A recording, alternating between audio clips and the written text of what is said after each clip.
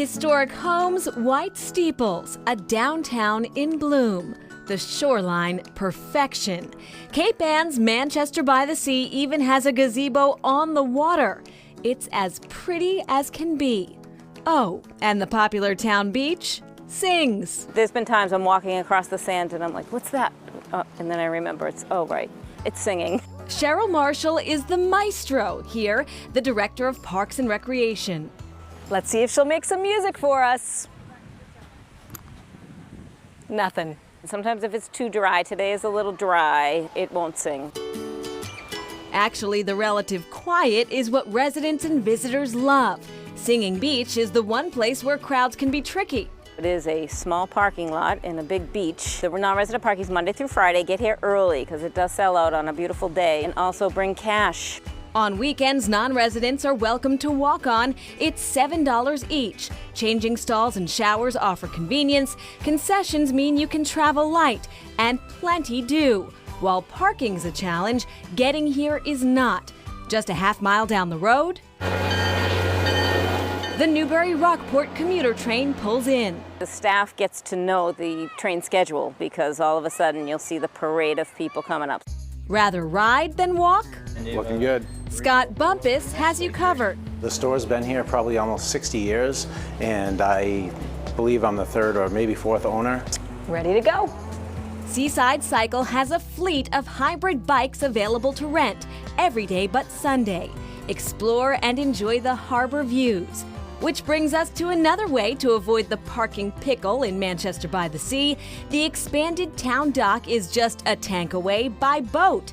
Town funds and a federal grant made it possible. They recognize that boaters are going to come into these towns, but they're not just going to sit on their boats. They're going to go into the towns and spend money. Tyler Knizel's family has been in Manchester by the Sea for 9 generations now. He's particularly proud of the new dock because it's his creation that makes payment to tie up possible. It's $8 an hour, and overnight is $60 flat fee. Save your spot on Dockwa. The website and app allows boaters to reserve moorings or dock space. The service benefits marinas too. In simplest terms, we're like Open Table for the marine industry. So we provide marinas, municipal marinas, private or yacht clubs with some pretty basic software that enables them to manage reservations. Now used across the country, the idea came to Knizel here. It was actually out off of Misery Island out there where I took a mooring and got booted off because I didn't have a reservation. Given all the boaters and the name, one might assume fishing first brought people to Manchester by the Sea. But Beth Wellen says while fishing and farming was part of life, furniture actually became the big business. We had over 40 furniture companies in the town's history, making beautiful pieces of furniture. Some of it can be viewed at the Trask House, home to the Manchester Historical Museum. Wellen is director. This is the front parlor. Abigail Trask built the home, a single woman who ran a general store. She was 35 when she married a widowed sea captain and insisted the home stay in her name. So, 1823, she made him sign a prenup. We love it. She's great. In the backyard, a glimpse at what Singing Beach used to look like. There were over 130 of these bathhouses, various shapes and sizes. And in the 1930s, there were a series of 3 storms. Now you can see some of the pictures here of the damage done. Just down the street, another tribute to the past that the museum manages. Seaside 1 was built for the town's first fire engine. The funny thing was, within 10 years, they bought another fire engine, and it didn't fit inside. So they had to build a whole new fire station that was a lot bigger. Wellen says the Gilded Age really put Manchester on the map. Wealthy summer residents built grand estates. That's also when By the Sea was added to the name, though not officially.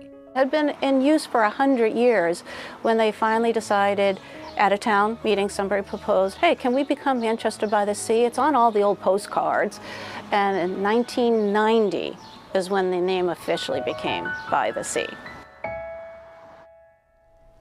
And on that issue of adding by the sea, there probably was a little bit of snobbery, we are told, when it was popularized during the Gilded Age. But it also helped travelers, basically by train, not get confused with Manchester, New Hampshire, which could have happened. And back to Seaside Cycle, the business is still going strong after more than 60 years. Scott Bumpus has retired, and with his retirement, there's now a new name, Riverside Cycle. Still going, though. Still ahead, the story of Captain Dusty.